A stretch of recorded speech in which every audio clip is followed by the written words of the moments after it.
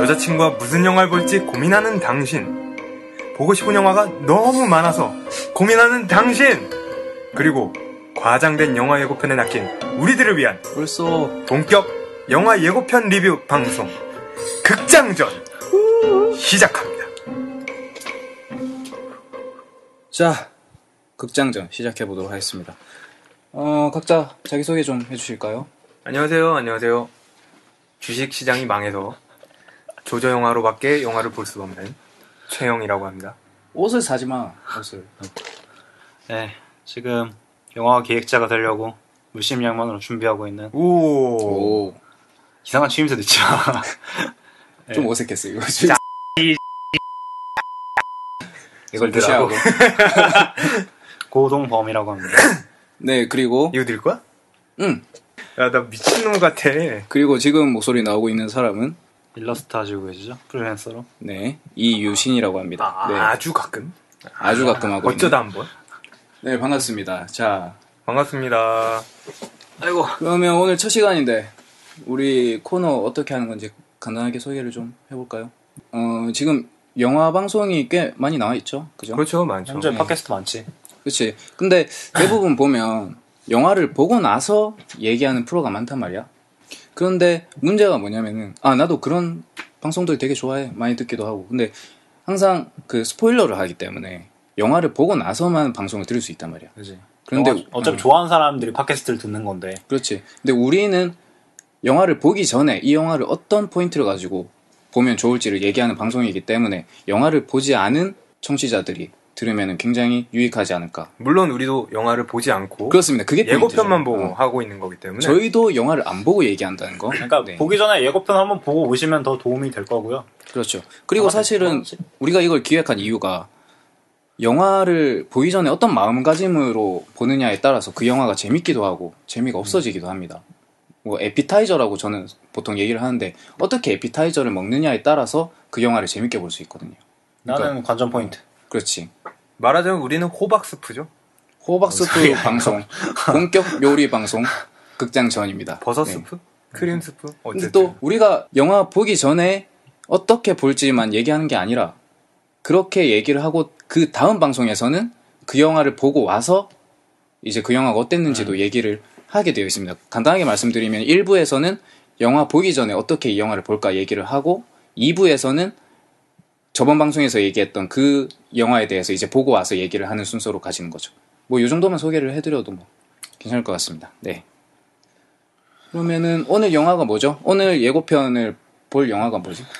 오늘은 8월 29일에 개봉을 한 엘리시움입니다. 네. 사실 저희가 방송하고 있는 이 시간이 영화가 개봉한 날이죠. 그렇죠. 8월 29일. 네. 그리고 8월 10 며칠쯤인가 그 엘리시움 팀들이 내한을 했어요.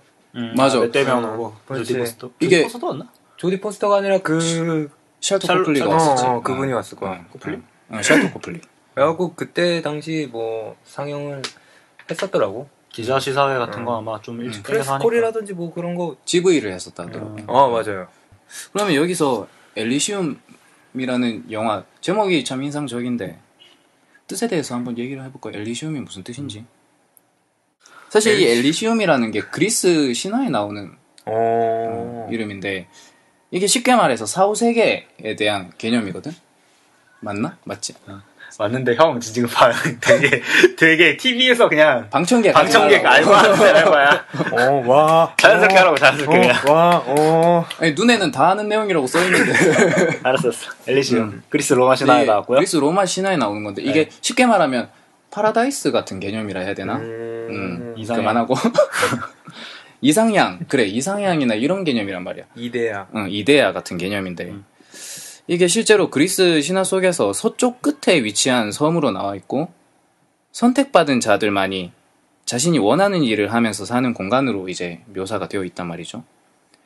근데 또 이게 흥미로운 게 이 신화 속에서 나오는 이 섬, 이 엘리시움이라는 섬이 영화에서 우주정거장에 대입을 할 수가, 사용된다고? 그렇지. 그렇게 대입을 할 수가 있고, 그리고 실제로 신화 속에서 이 엘리시움에 사는 사람들이 아까 말했듯이 선택받은 자들만이 자신이 원하는 일을 하면서 사는 공간이란 말이야. 그러면 놀고 싶으면 그냥 놀아도 되겠네? 좀 의미가 다르지. 원하는 일이라며. 그거 내가 어디서 본 거에서는 바랄라 이런 식으로 나오는데 그 바랄라 이거는 게르만 신화에서 나오는 거잖아. 걔네들은 전쟁을 하고 거기서 이기고 이런 거가 하나의 자기 삶의 그거라서 내가 뭐 알기로 이렇게 가면은 죽은 다음에 그쪽으로 가면 거기서 전쟁을 계속 한다고 영적인 세계에 가면 계속 싸우고 계속 이기고 거기서 이긴 다음에 또 거기에 대해서 뭐 받고 뭐 이런 식으로 돼 있는 거니까 어차피 그냥 자기가 원하는 걸 하는 그런 세계라고 생각하면 되겠지. 질병도 없고 뭐도 없고 이런. 실제로 하지 말라고. 신화 이상해. 속에서 그렇게 나옵니다. 신화 속에서 보면은 자기가 원하는 일을 하고 취미나 뭐 그런 자기만의 영유할 수 있는 온전한 삶들을 이룰 수 있는 공간, 약간 그런 식으로 나와 있는데 이 영화에서도 그대로 대입을 할 수 있지. 그치. 그러니까 이 영화에서도 이 우주정거장 엘리시움에서 사는 사람들이 상류층이란 말이야. 선택받은 1%가 그렇지. 캐치프레이가 나왔으니까. 선택받은 1%, 다시 말하면 상류층인데 이게 신화에서 나온 그 형태와 어떻게 보면 대입이 그대로 될 수가 있는 거지. 흥미로운 게 이 점이란 말이지. 엘리시움이란 제목을 통해서 우리가 알 수 있는 점이. 네. 근데 이 영화 어떨까요? 재밌을까? 재미없을까? 형은 어떻게 생각해? 일단은 가장 당면의 문제는 바로 전에 개봉했던 이 설국열차와 가장 비슷한 설정을 갖고 있다는 점인데, 그래서 이걸 비교를 안 할 이 수가 없어. 설국열차를 본 사람이라면은 뭔가 이 엘리시움을 보기 전에 동질감을 느끼지 않을까. 설국열차와. 그리고 또 이게 또 이 하층민과 상류층에 관한 그런 대립을 그린 거기 때문에 또 비슷한 게 있어요. 또 그 틸다 스윈튼이라는 설국열차에서 가장 카리스마 있는 여성 뭐 총리로 나와, 축? 총리. 뭐 설국열차의 총리로 대립되는 적으로 나오는데 여기서도 조디 포스터가 그런 역할을 하고 있죠. 비슷한. 좀 카리스마 있게 나올 것 그래서 같아. 여러 면에서 굉장히 많은 비교가 될 거라고 예상됩니다. 그렇죠. 그러니까 다시 말하자면 재밌을 것 같아, 재미없을 것 같아. 일단 저는 그럼 세 개로 나누자. 평균 칠 것 같다. 평균 이상이다. 평균 이하다. 일단 평타치는 넘을 것 같아. 평균 왜냐면 이상. 이 평균? 8월 29일 이날 개봉하는 영화 중에 이만큼의 헐리우드적인 블록버스터인 영화가 없는 것 같아요. 그러니까 마케팅적인 관점 말고 그냥 형 자체가 기대치가 어떻게 되는지가 궁금해. 나의 기대치 역시 평타치는 넘을 것 같다. 평타치는 이상이다. 왜냐면 이 스토리 자체가 좀 쉽고 일단은 사람들이 볼거리 시각적인 즐거움도 많기 때문에 어느 정도의 평타치는 치겠지만 좀 우려가 되는 건 후반부 레이스에서 일단 이 영화가 청소년 관람 불가이기 때문에 어느 정도의 그 티켓층은 포기하고 가는 거란 말이지. 그러니까 형은 일단 기대하는 게 평타 이상. 시각적인 재미로 보자면 평타치 이상이다. 그러니까 전체 종합해서 자기가 기대했을 때는 평타 이상이다. 평타치, 딱 평타치. 결말이 어떻게 될지에 따라 그건 좀 아니 그거 다 알지. 내가 좋아하는 결말이면은 박수를 쳐주겠지만 그거 뭐 보고 나서 우리가 얘기할 거고 그냥 지금 기대하는 걸로 따지자. 지금 지금 기대하는 된다고. 거는 평타치 이상. 오케이. 평타치 이상. 유신형. 살살 피해가는데 유신 형은 나는 평타치보다 살짝 아래. 왜? 왜냐면은 이 영화가 지금 전작 때문에 사람들이 너무 맹신하다시피 기대를 하는 경향이 있어. 전작의 디스트리트 9 말하는 거지. 그렇지. 디스트리트 9 때문에 기대하는 사람들이 너무 많은데 배급사의 기대는 더 할 것 같은데 그거보다. 배급사에 대한 기대도 좀 크지. 아니 배급사가 이 감독에 대한 기대가 관객들보다 더 클 거라고. 그렇겠지. 그렇지. 아무래도 그러니까 뭐 배급을 하는 거겠지. 배급은 이게 소원입니다. 소원이. 거의 이게 뭐 들어보니까 디스트리트 9 같은 경우는 헐리우드 저예산 로맨틱 코미디 수준의 제작비만 들어갔어. 40억? 40억. 근데 그게 몇 배의 수익을 얻은 거니까. 그러니까 요새 걸로 치면 우리나라 거 최근에 나온 거 7번 방이 약간 거의 그 수준이라고 보면 되는 거지. 그치? 제작비 대 얻은 관객 수, 그러니까 수익률이 훨씬 높으니까. 어쨌든 보면은 이 감독에 대한 기대치가 상당히 높은데 사실은 디스트리트 9과 엘리시움은 굉장히 대조되는 부분이 많단 말이죠. 뭐냐면은 일단 디스트리트 9 같은 경우에 신선한 부분들이 굉장히 많았어요. 페이크 다큐 형식을 쓴 것도 그렇고, 그리고 외계인들이 빈민의 모습으로 등장한다는 것도 굉장히 참신했는데, 이 엘리시움에서는 우리가 SF 공식으로 많이 알고 있는 얘기들이 나온단 말이야. 뭐냐면 이제 지구의 모습이 디스토피아처럼 그려진다는 것도 그렇고, 그런 건 뭐 터미네이터 같은 것만 봐도 나오니까. 그치. 그런 것도 있고, 사회 구조 문제에 전면으로 대항하는 그런 SF 영화도 상당히 많단 말이야. 아일랜드도 그랬고, 이퀄리브리엄도 그랬고, V4 벤데타도 그랬단 말이지. 그렇기 때문에 오히려 이런 부분에서 진부하게 느끼고 관객들이 실망할 수 있지 않을까. 이런 부분들을 어떻게 타개할 것인가. 이미 영화계에서 많이 반복된 이야기이다.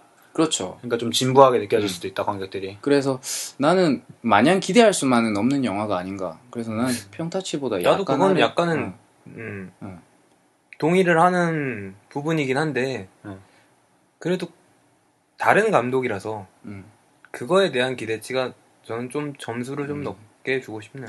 나도 사실 점수 높게 주고 싶은 부분은 그 청소년 관람 불가라는 거. 그러니까 관객과의 일정한 타협도 중요하긴 하지만 이 감독이 어느 시점에서 타협을 안 했단 얘기거든, 이거는. 그치. 그런 거는 어느 정도 작품성을 우선으로 뒀다는 얘기인데 그런 점에서 나도 좀 기대는 되긴 해. 이게 그치? 어떤 예가 있냐면 다크나이트 같은 경우에는 아마 15세 관람가로 나왔는데 피가 튀거나 아니면 신체가 훼손되는 부분이 나오면 18세로 바로 뛰거든. 그렇지. 근데 이거는 작가가 표현을 할 때 어느 정도 자기의 수를 줄이겠다, 그러니까 흥행을 위해서 많은 사람들이 볼 수 있게 하기 위해서 이걸 줄이겠다라는 의지가 있을 수도 있는데 아까 형이 말한 것처럼 18세로 감으로써 그런 부분에서 작가가 표현해야 될 부분에서는 더 강하게 표현했을 확률이 높기 때문에 볼만해질 확률이 높겠지. 그렇지. 그런 부분에서 아마 기대를 좀 해봐도 되지 않을까 그렇게 생각을 합니다. 그러면 동범 씨는 평타치 이상 이하? 나는 평타 이하. 나도 유진영이랑 비슷한 의미 때문에, 그러니까 전 감독이 만들었던 디스트릭트 9에 대한 기대치 때문에 그런 것도 있긴 한데 난 약간 소포머 징크스 같은 느낌이 좀 있었거든. 그 예술가가 만약에 첫 작품을 만들었을 때 그게 너무 흥행하거나 대박을 치면은 그거에 이 사람이 신경 쓰다가 말려가지고 다음 작품이 망작이 나온다는 뭐 그런 형태의 이야기거든. 디스트릭트 9 같은 경우는 그 주제면이나 아니면은 그거를 주제를 표현하는 방식이나 다 참신했거든. 완전히 참신한 이야기가 나오기는 힘든 거고 어떻게 말할까가 더 중요한 건데 이 디스트릭트 9 같은 경우 어떻게 말할까가 너무 잘 만들었단 말이야. 근데 엘리시움으로 넘으면서 무엇을 말할 건가와 어떻게 말할 건가에 대한 관점이 있다면은 무엇을 말할 건가가 거의 비슷해. 그러니까 그렇지, 비슷한 주점. 디스트릭트 9 같은 경우는 아파르테이트 가지고 말한단 말이야. 인종차별 정책에 그렇지. 대한 이야기를 하는데 아무래도 이 감독이 남아공 출신이라 가지고 그런 점이 좀 있지. 실제 있었던 일이니까 그거를 대입해서 그걸 그냥 외계인으로 우화같이 바꾼 건데 썼으니까. 그렇지. 근데 그 개념이었는데 무엇을 말할까가 전작이랑 비슷한데 그러면 어떻게 말할까가 많이 바뀌어야 된단 말이야. 근데 전작에서 보여줬던 어떻게 말할까가 너무 셌기 때문에 이거를 뛰어넘기는 좀 힘들 것 같고 그러니까 전작에서 썼던 아까 말했던 페이크 다큐 기법이나 뭐 그런 형태 같은 경우를 이제 안 쓰고 일반적인 극 영화의 정통적인 방법으로 밀고 나갈 텐데 이 부분에서 아마 좀 승패가 많이 갈리지 않을까라는 생각이 들어. 청취자 여러분들은 고동범 씨 말 끝났으니까 이제 잠에서 깨어나시면 될 것 같습니다. 뭔 개 같은 소리냐고 말하는데 제가. 뭐 그러면 평타치 이상 1명, 이하 2명, 뭐 요 정도로 뭐 얘기를 하면 되고 사실은 내가 하나 빠뜨린 게 있는데 내가 평타치 이하로 갈 것 같다라는 근거가 하나가 더 있는 게 이 내용 전개 구도가 굉장히 평면적이야. 뭐냐면은 이 엘리시움이라는 정거장에 도달한 주인공이 사회에 맞서서 이기거나 지거나 사실은 이 둘 중에 하나의 결말로 그냥 나와버릴 수 있단 말이지. 그러면은 결말을 향해서 그냥 달리는 영화가 될 수 있단 말이야. 사실 서울역열차 같은 경우에는 이 지점을 굉장히 잘 피해갔어. 왜냐면 그 영화에서는 제3의 결말로 마무리가 된단 말이지. 이 영화에서는 제3의 결말로 날 확률이 굉장히 적어. 이 구도 자체가. 또 보면 알긴 하겠지만 지금 근데 뭐 평단이나 이런 거 올라온 거 보니까 그렇진 않을 것 같다는 생각이 좀 들더라고. 막 보니까. 그러면 난 평타치 바꿀래. 뭐야 이거? 아니 그러니까 안 그렇다고. 형이 말한 그 제3의 결과가 안 나올 확률이 있다고. 안 나온다고. 왜냐면 지금 기자 평가 네이버에서 지금 이거 기자 평론가 순위가 6.67이거든. 엘리시움 같은 경우는 개봉 후에 이제 일반인 사람들이 올려놓은 건 7.7인데 이거야 뭐 예전에 올려놓은 별이 높으니까 지금 이렇게 그렇지, 올라온 거고. 맞아. 내 생각엔 6.67로 기자들이 나온 거 보니까 아까 형이 말한 것처럼 좀 처음에 기대한 수준에서 그냥 머무르는 이야기가 되지 않을까라는 생각이 들어. 그 부분이 굉장히 우려가 됩니다. 네. 나는 이 엘리시움이 설국열차와 비슷한 상황에 처해 있다라고 생각을 하는 게 항상 전작을 대비해서 그 다음 작품에 대한 어떤 기대치가 생기잖아. 그것 때문에 이 다음 작품이 어떤 것일 거라고 마음대로 다 예상을 한단 말이야. 어떤 작품이 나오든 어떤 그렇지, 영화가 되든. 근데 이거는 그것 때문에 오히려 그 다음 거를 평가를 하는 건 좀 무리가 아닐까? 그렇지. 그거는 사실 그것 때문에 다음 거를 영화를 평가한다는 건 좀 나는 한 작품은 한 작품으로 봐야 되는 건 맞는데 근데 주제부가 너무 비슷하니까 그 지구가 이제 황폐화된 게 그 전작인 디스트릭트 9에서 요하네스버그의 슬럼화된 부분이랑 거의 비슷하단 말이야. 그 멕시코에서 여기서 이제 요하네스버그라는 거는 그 감독의 고향. 뭐지? 고향 맞지? 남아공에서 태어났고 맞을 거야 아마. 맞을 거야. 아무튼 계속 얘기해. 요하네스버그에서 하는 그 슬럼화된 이미지나 엘리시움에서 가지고 있는 그 미래에 지구에 이제 슬럼화가 된 거나 좀 이미지가 비슷하단 말이야. 그 비슷한 곳에서 비슷한 소재야 또. 그렇다고 그래서 이제 무엇을 말할까가 바뀐 것도 아니고. 그렇기 때문에 나는 이게 좀 기대치가 좀 낮아진 거야. 그래, 그런 것 때문에 우리가 자기 복제 같은 느낌 든달까? 긴가민가 한 거지 이제 그런 것 때문에. 근데 이번 거는 이번 작품은 우리는 항상 얘기를 해야 하는 게 전작의 함정에 빠지지 말아야 합니다라고 난 얘기를 하고 싶은 게 그게 우리 방송의 목적이기도 해. 왜냐면 그 전에 그 디스트릭트 9 같은 경우는 그 어떻게 보면 정부의 그 뭐라 그래야 되지? 차별 정책에 관한 우화를 그렇게 돌려서 얘기를 한 거잖아. 근데 이거는 그 계급이라기보다는 생명윤리 사상이랑 좀 비슷한 것 같아. 의료 체계라든지. 난 솔직히 시코가 좀 생각나더라고. 왜냐면 이게 그 예고편에 나왔듯이 그 암을 100% 치료하는 그런 기계가 있단 말이야. 엘리시움 정거장에서 나오죠. 주인공 맥스 역시 자신의 그걸 치료하기 위해서 가는 목적이 생기잖아. 그래서 나는 이게 의료 체계에 대한 문제를 돌려서 말하고 있는 게 아닌가. 나도 솔직히 의료 체계에 대한 얘기를 하고 있다고 생각한 게 계급적인 지배층과 피지배층에 대한 얘기보다는 오히려 그쪽에 초점을 맞춰서 봐야 하지 않을까? 더군다나 이 영화에서 생각이 들어서. 지구의 배경을 찍은 곳이 멕시코 시티란 말이야. 그렇지. 뭔가 관련이 있어 보여. 그러니까 이 영화를 보게 될 청취자분들도 이런 포인트를 가지고 보시면 더 재밌게 볼 수 있지 않을까. 만약 정말로 그런 얘기가 담겨 있다면 그런 부분이 좀 있는 것 같고. 씹고 생각이 난 것도 맞을 수도 있겠다. 이 사람이 캐나다 사람이긴 한데 어쨌든 그 헐리우드나 이런 쪽에서 있었으니까 그 미국에 대한 그 미국 의료 체계는 그건 약간 그렇잖아. 그러니까 잘 사는 사람 모든 치료 다 받을 수 있는데 못 사는 사람은 손가락이 만약에 3개가 잘렸으면은 한 개만 붙일 수 있는 돈만 있으면 2개 그냥 자른 상태에서 한 개만 붙이거나 막 이러잖아. 그러니까. 근데 우리나라는 그렇진 않잖아. 그러니까 그런 거에 대한 비율. 우리나라가 지금 의료보험이 되게 잘 돼 있는데 사실은 민영화 때문에 우려하는 목소리가 좀 있지. 뭐 어쨌든 그건 그렇고 뭐 기대 우려 뭐 더 얘기할 거 있습니까? 나는 비슷한 방식으로 말하는 거기 때문에 참신한 걸 못 보여줄 것 같아서 나는 좀 우려가 되는. 그지? 그런 점. 연출력은 내가 믿는데 그 점이 너무 좀 우려가 돼. 근데 지금 얘기를 계속 들어보니까 나는 박쥐 같아. 이 사람 얘기할 때 저리 보고 저 사람. 다음부터 내 이름 소개할 때 박쥐 이유신이라고 설명을 해야 돼. 나는 너무 큰 기대를 하지 말고 보면은 더 많이 즐길 수 있는 게 많다라고 생각이 되는 게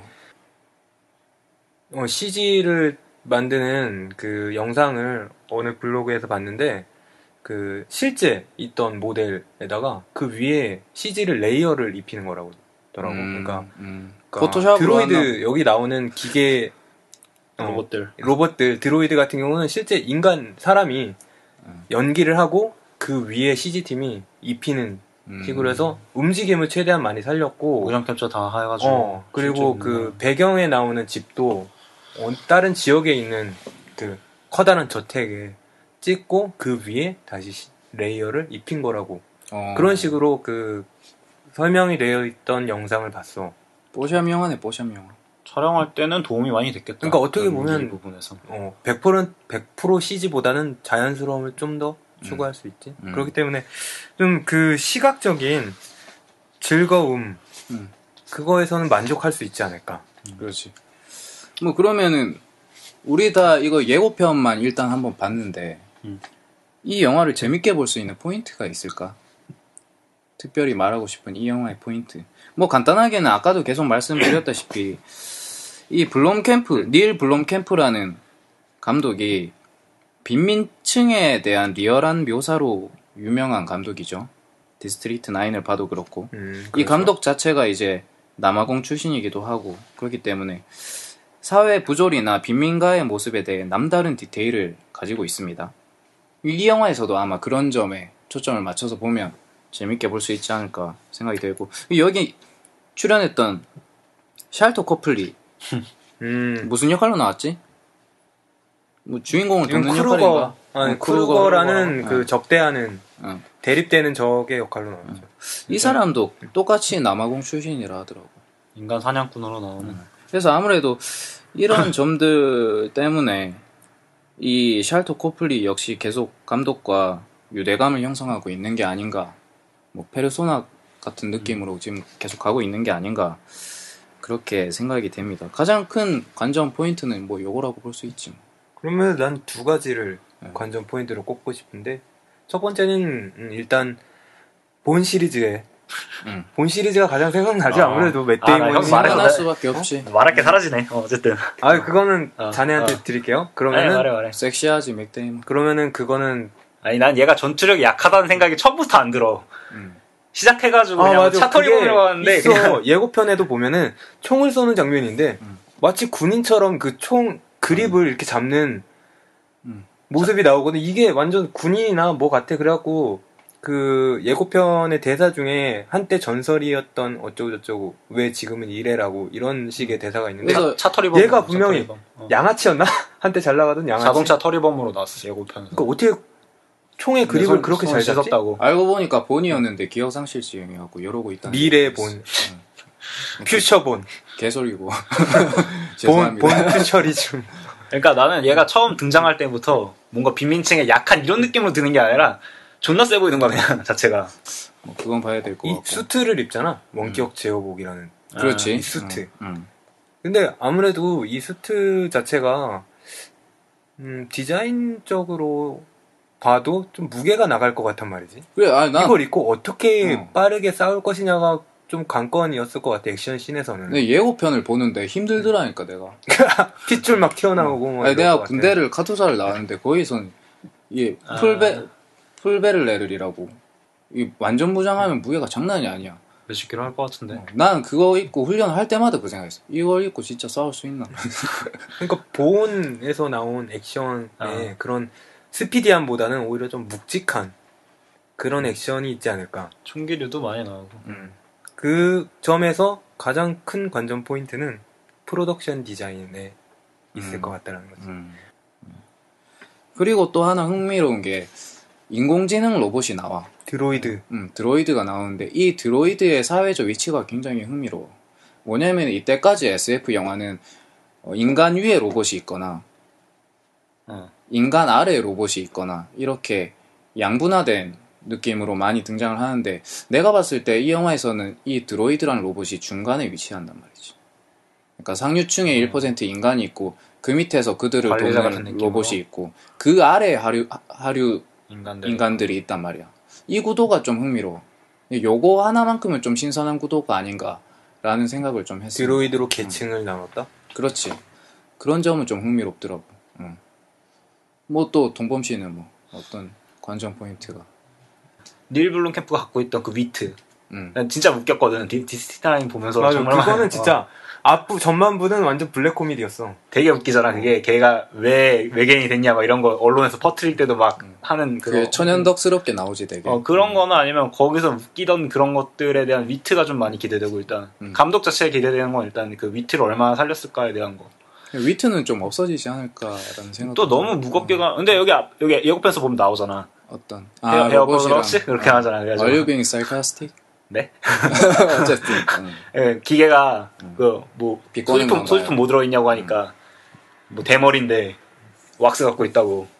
그러니까 막 두들겨 패고 막 그런 약간 위트 같은 거가 이제 약간 좀 닐 블룸캠프가 가지고 있는 장점이라고 내가 생각해서 엘리슘에서 얼마나 살렸을지가 좀 기대되는 거랑 그리고 좀 내가 가장 우려되면서 기대되는 부분이 조디 포스터랑 언제 만날 건가에 대한 부분이 좀 기대가 되거든. 그러니까 초반 30분 안에 이 맷 데이먼이 방사능에 걸린 다음에 위로 올라가겠다라는 거가 많이 결정돼가지고 올라간다면은 한 중간쯤에 아마 조디 포스터가 그때부터 나타날 것 같다는 생각이 드는데 그렇지. 이 시점을 잘 결정을 안 하면은 좀 지루해질 수도 있어. 그러니까 기대하는 배우인데 이게 너무 조금 너무 조연급으로 나오지 않을까 이런 생각도 들어서 어느 시점에서 격돌할지가 좀 많이 기대가 돼. 사실은 그런 얘기도 있더라고. 조디 포스터보다 샬토 코플리에 더 무게감이 실려 있다라고 하더라고.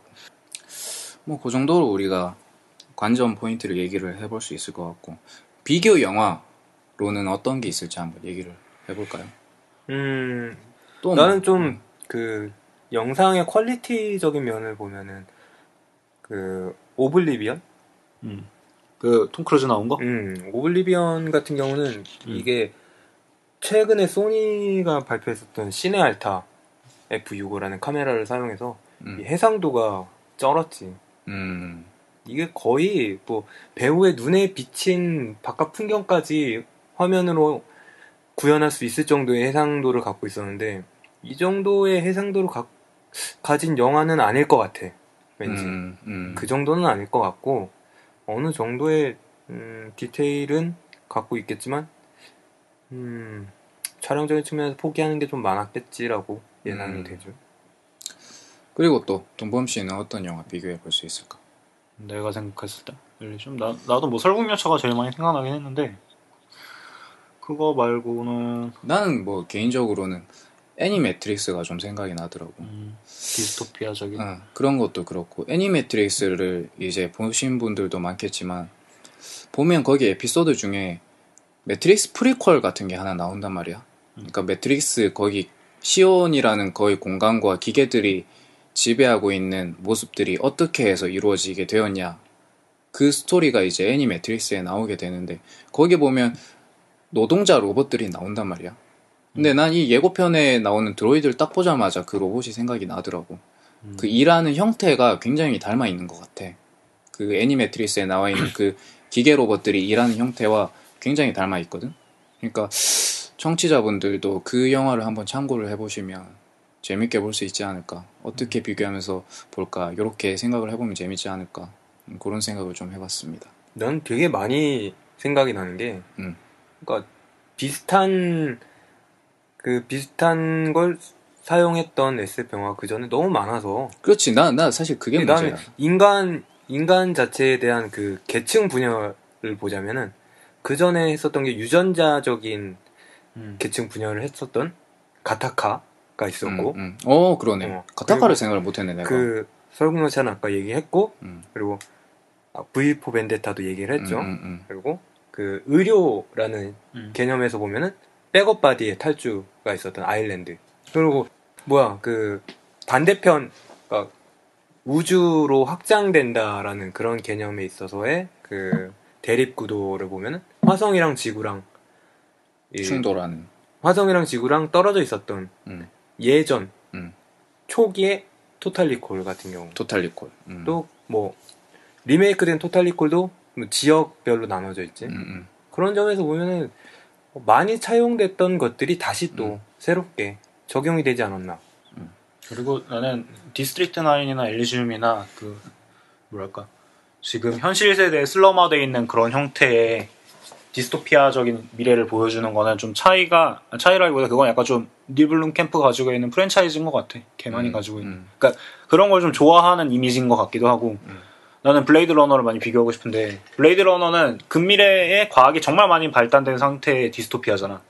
환경 문제도 일어나서 세상은 어둡고 엄청 초고층 빌딩이 엄청나게 들어서 있는 상태에서 날아다니는 자동차들이 있고 약간 현실 세계에서 우리가 아주 볼 수 없는 과학기술이 발달한 미래의 그런 볼거리 같은 게 많은데 약간 닐 블룸캠프 스타일의 디스토피아 같은 경우에는 이제 현실 세계 진짜 좀 약간 있을 법한? 그렇지, 있을 그러니까 법한 느낌. 실제적으로 그렇게 초고층 빌딩 생기고 막 이러는데 거기에 이제 빈민층이 산다는 느낌이 아니라 실제 현재 지금 자체에서 좀 슬럼화되어 있는 멕시코나 뭐 남아공이나 이런 데의 느낌을 가지고 온 다음에 거기다 이제 과학을 좀 더 더해서 아까 말한 기계가 좀 더 나오거나 그 정도의 추가 정도지 뭐 정말 엄청나게 자동차들 막 날아다니는 거 다 타고 다니고 막 이런 건 아닌 형태라고 생각하고. 그지. 근데 그 지점이 되게 중요한 게 뭐냐면 우리가 알고 있는 한 90년대, 80년대, 90년대 SF 영화를 보면 현대 와서 봤을 때 공감이 안 되는 부분들이 굉장히 많단 말이야. 예를 들어서 저 무슨 영화 있을까? 브라질이라는 SF 영화도 있고 아까 말했던 블레이드 러너도 있고 그리고 다크시티 같은 영화들도 보면은 사실은 미래 모습이 지금 봤을 때 별로 와닿지 않는 형태들이 있단 말이에요. 근데 그런 지점에서 봤을 때 닐 블롬캠프의 영화는 굉장히 리얼하게 담겨 있단 말이지. 요런 거를 비교해서 봐도 그러니까 오히려 현실이라고 접목이 돼 있으니까 거기서 살아오는 리얼리티가 더 확 다가오는 게 그렇지, 있는 거지. 그렇지. 그러니까 아예 가상세계라고 생각하면은 우리가 거기에 좀 그러니까 그때는 이게 이제 미래를 생각하는 그런 형태가 오히려 더 멋있고 이런 거였지만 이제 블룸캠프가 현실로 끌고 오면서 그게 이야기가 좀 더 리얼해진 게 더 재미가 있는 것 같긴 해. 뭐 요 정도로 요약을 해볼 수 있겠네요. 이 영화에 대해서. 우리 결말에 대한 예상을 결말에 각자가 대한 한번 예상을 해보는 건 어떨까? 결말에 난 엘리시움이 떨어져가지고 지구에 박아가지고 다 죽는. 그랬으면 좋겠다고. 나 그러면 좋겠어. 그러면 차라리 제3의 몰살이야? 몰살? 제3의 빙하기형 서드 이펙트가 오는 거지. 나는 일단 결말 라스트 씬은 그 맥스 주인공의 생명이랑 지구에 남겨진 모두의 생명이랑 그 담보를 잡아서 네가 죽든 네가 죽고 쟤네를 살리든 쟤네를 죽고 네가 살든 택하라는 측에서 맥스가 죽음으로 인해서 신화적인 영으로서의 이것도 이야기 마무리를 하는 게 어떨까. 나는 깔끔한 엔딩이 될 것 같기도 하고. 그렇지. 마냥 권선징악으로 끝나기보다는 약간 씁쓸함이나 이런 거 남기는 게 사실은 더 좋긴 하지. 그리고 좀 우려는 약간 허울 좋은 인서트적인 정말 의미 없는 러브 스토리가 들어가지 않았으면 좋겠어. 그런 허무맹랑한 사랑 이야기는 좀 다 똥 싸버리고. 조디 포스터랑 사랑에 빠지면 난 영화 보다가 나올 겁니다. 그건 사랑과 전쟁. 때려쳐 씨발. 그렇습니다. 뭐 결말은 요 정도 얘기를 해보면 될 것 같고 뭐 그러면 우리가 앞으로 방송을 계속 이렇게 1부에서는 예고편을 보고 얘기를 할 거란 말이죠. 그런데 이제 다음 방송부터는 2부가 있단 말이죠. 2부에서는 우리가 본 영화를 가지고 이제 얘기를 하는, 그러니까 다음 시간 같은 경우에는 2부에서 엘리시움에 대한 얘기를 하게 되는 거지. 그지. 자, 그럼 오늘 순서 엘리시움은 뭐 요 정도로 마무리를 해보도록 하고, 그러면 우리가 다음 주에 또 예고편을 보고 얘기를 해야 되는데, 다음 주에는 어떤 영화를 가지고 얘기를 할까? 다음 주에는 김기덕 감독의 이번에 좀 논란이 돼서 3분 잘려서 18세로 개봉하는 긴 인고 끝에 드디어 개봉을 하게 된 메비우스죠. 메비우스를 다음 주 영화로 선택을 하겠습니다. 예고편 올라와 있고요. 아무래도 김기덕 거니까 아마 셀 것 같아. 그래, 청취자분들은 지금 바로 예고편을 한번 보시는 게 좋지 않을까 생각을 해봅니다. 그러면 우리가 다음 주 방송에서는 메비우스를 가지고 1부에서 얘기를 하고, 이제 2부에서 다시 엘리시움을 가지고 보고 와서 이제 평을 하는 거죠. 그렇죠. 네, 그렇게 진행을 해보도록 하겠습니다. 자, 오늘 1부 한번 진행해봤는데 소감이 더 어때? 괜찮았어? 다음번에 좀 더 재밌게. 다음 주부터 좀 더 재밌게 방송을 할 테니까. 다음 주 똥 싸지르는 얘기 기대하시고. 뭐 몇 명 없는 청취자분들께 감사 인사 드리고 싶고, 아무도 없을 수도 있지만, 뭐 동범 씨도 한마디 하시죠. 딱 할 말 없는데. 그렇습니다. 여기서 방송을 끝내도록 하겠습니다. 감사합니다. 극장전 첫 방송이었습니다. 네, 감사합니다. 감사합니다.